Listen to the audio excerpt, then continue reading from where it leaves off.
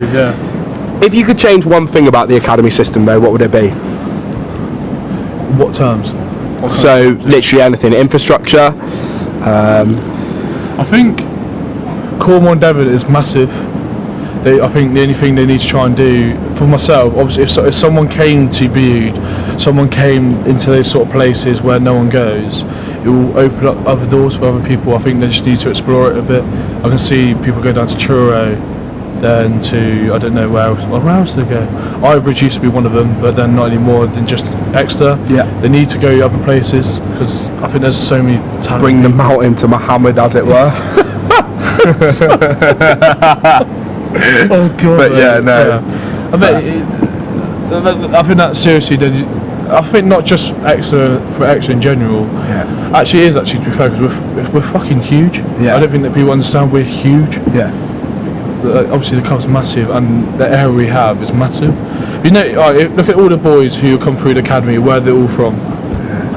Where's Nosey from? Penzance. All from down there. Dickie's from Penzance.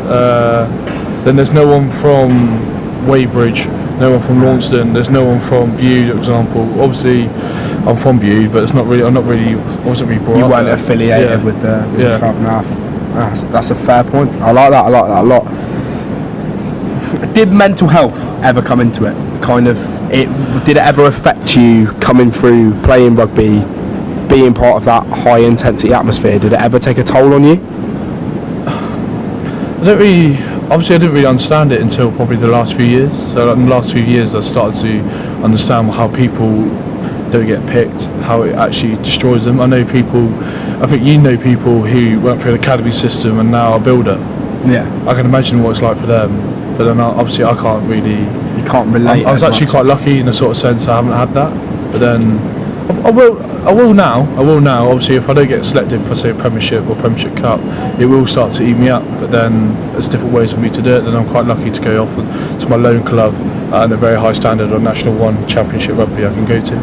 But when I was younger, I don't really know.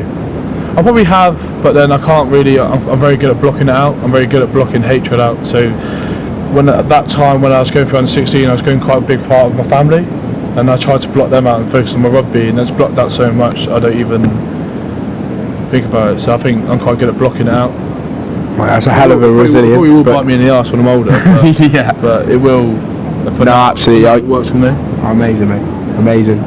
I was about to say, what do you owe to your local rugby club, but sounds like not much, unfortunately. Bude, I think there's not local clubs, probably the people at the club. So when I was at Bude, there's a guy called Paul Curry. He got me into rugby at the start, and I told you when I walked into like a gaming store and he went, "Do you want to play rugby on the weekend?" And I probably have to say thank you to him for that. You'd probably get in trouble for that if you did that now, wouldn't you? Yeah, probably. Yeah. But yeah, no, good. That's good, mate. No, mate. There's a few people at Launceston helped me a lot. Obviously, they understood when I was playing county. I played a few games at county, then I couldn't play on the weekend at a big game for Launceston because I had to go to academy. But then they were I still stay in contact with them now. Amazing. Real good blokes. Plans for the future? Anything that you've got penciled in, kind of thinking, I want to do that, or I want to play Premiership. I really want to start playing Premiership now. And I think at my age, at tighthead especially, it's probably never heard of. That's the reason why I just want to try and get that out there now. I feel like my body's there now. I feel mentally I'm there. Ultimately, I'm getting beaten up by like day viewers every day of the week. I think I can actually be alright. But then that's good, mate. Nah, I was going to say you'll probably be the first tight head prop ever with a reasonably decent lid. Yeah, there are some pretty hanging lids out there in the number 3 shirt. Let's be honest. Oh, I've got a good lid, mate. At least I'm not getting bold, mate. Yeah, exactly. Exactly. You'd end up like Coley at the age of like 23, 24, be hanging. But nah. Gifted with a good lid. Probably one of the big questions for us is kind of what interests you in getting involved with us, because obviously pretty small for us, but you big time. I think there's not a lot I can do. I think, like we spoke about earlier, like me trying to get contacts with people you need to do. So I think that's all I got to do. Maybe obviously like this, I'll share it and stuff like that. But then there's not a lot I can do. I just keep you in contact with people who I know and I feel like you should get involved with. Stash is pretty good as well, as you can see. Doing a little merch there, the class. Thank you. Thanks. Always buy one of those. But perfect. Yeah. To be honest, this is my favourite bit of the interview. This is my highlight. What was your favourite bit of Stash as a kid? Because everyone had that piece of Stash, didn't they? You remember the stance for Prosecco? I can't say it. You know Stash Prosecco? You know the pink kit they did, leopard print. Oh yes, the banger. That was a class shot. I remember buying that as my first Christmas money. I was like 14, like 15. I was like, I'm gonna get that. I got it. And like 2 months later, it didn't fit. I was like, fuck. I just bought it for no reason. But class. That was good, man. Probably a hanging question because this is like it's like asking a plumber what their favourite type of pipe is. But what's your favourite bit of Stash now? What pipe, mate? What are you on about? Well, I was going to say, well, it's like what pipe? They're normal pipe or they're just the call me the long pipe, normal pipe. We're going in. We're going business terms. But yeah, what's your favourite bit of Stash now? Boots. I love a good pair of boots. Best pair of boots right now. I've just ordered a pair of Nikes.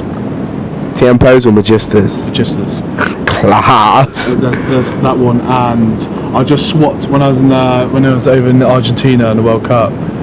I swapped one of my terrible England stuff to a nice Fijian top. That's one of the best things. I never get rid of that. That's going to be the framer. Yeah, nice. It's lovely, mate. It's not. Lovely. Please don't tell me Sam's probably listening to this. I hope it's not Sam. Oh, sorry, Sam, mate. Anyway, guys. Hey, Alf, lovely to catch you. Rock a Stash, please give us a follow. Shout out to this class bloke for giving up his time, so the least you can do is watch it. Right, catch you later, guys. Bye. Bloody hell.